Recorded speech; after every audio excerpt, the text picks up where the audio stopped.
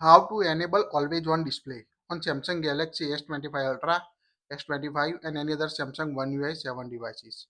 By default, when you lock your phone and tap on the screen, you can see the always on display information like clock style, now brief, date and time, etc. If you don't see, make sure enable always on display or activate always on display on your device. To enable or activate it, swipe down the notification panel from the top. Tap the setting gear icon. Now scroll down up to lock screen and AOD. Here you can see lock screen and AOD option. Tap on it.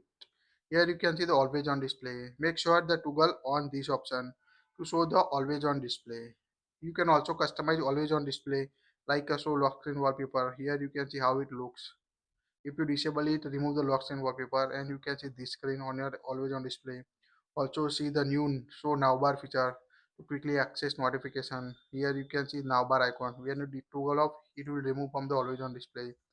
Also select when to show always on display. Now go back, lock your phone and tap on the screen to show the always on display. You can see the always on display clock style, date time, now brief or now bar. So quite easy to enable now always on display on a Samsung S25 Ultra or any other Samsung device. That's it. Please like it, share it.